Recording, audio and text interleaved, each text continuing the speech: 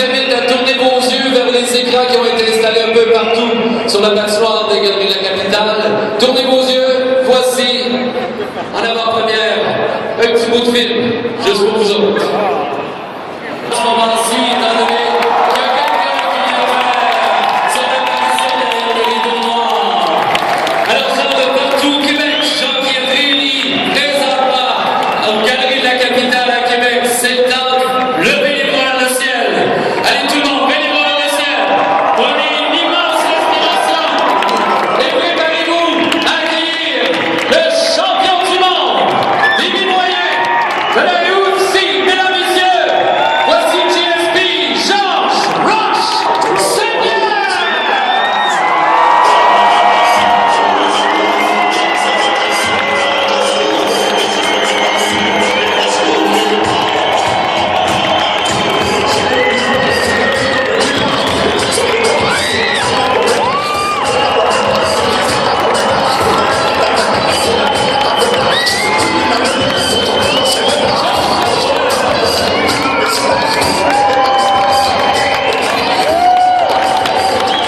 Mesdames, messieurs, Georges Seigneur!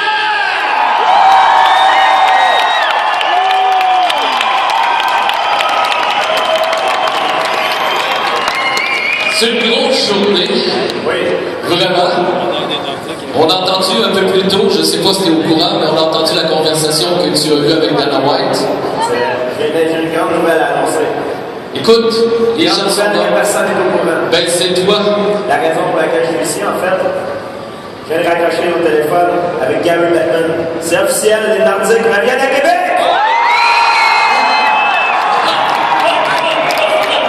Et donc, on a Laisse-moi, laisse-moi. on en déduit que tu seras le prochain propriétaire. On verra. Ok. Je pense qu'il manque un peu d'argent pour ça, mais on va y aller. Pourtant, la rumeur qui circule, que Dana White répète continuellement, c'est t'en as tellement. Ah, c'est une rumeur. Mais non, je me plains pas, ça va très bien. Les affaires vont bien. Ben, on est heureux pour toi. Alors, bienvenue à Québec officiellement. Tous ces gens-là sont réunis pour t'entendre, te voir. À toi l'honneur, Georges Seigneur. Merci. Georges Seigneur. J'étais pas venu ici pour ça, j'étais venu ici pour une autre chose. Alors, je sais qu'il y en a plusieurs qui ont des questions. Je ne sais pas comment on va procéder. Y a-t-il un micro qui En circule? fait, je vais faire la circulation entre toi et les journalistes de manière à ce que la première partie anglophone, on a très bien capté. La partie francophone était un petit peu plus difficile à comprendre. Alors, s'il vous plaît, pour tous les gens qui sont là, de quoi tu avais jasé, toi et Dana White? Bon, ben, fin de longue histoire courte, ça fait très longtemps que je combat, que je suis professionnel. J'ai commencé à m'entraîner et compétitionner depuis que j'ai 10 ans. Je suis professionnel en arts martiaux mixtes depuis que j'ai 19 ans. Maintenant, j'ai 32 ans. J'ai eu 22 combats à l'UFC. 15 de mes 22 combats, c'était des combats de championnat du monde. Ici, au Québec, ça fait pas très longtemps que le sport est populaire, mais ça fait très longtemps que je suis dans le circuit. Les gens, des fois, ils s'en rendent pas compte. Alors, c'est comme si je pourrais faire une analogie. C'est comme un sac que je transporte avec des briques. Et puis, au fur et à mesure que les jours passent, que j'ai des combats, des camps d'entraînement, c'est comme si je rajoute des briques dans mon sac.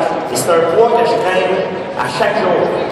Et jour après jour, ben, il y a des briques qui s'ajoutent, et mon sac devient de plus en plus pesant, et je traîne de plus en plus de poids sur mes épaules.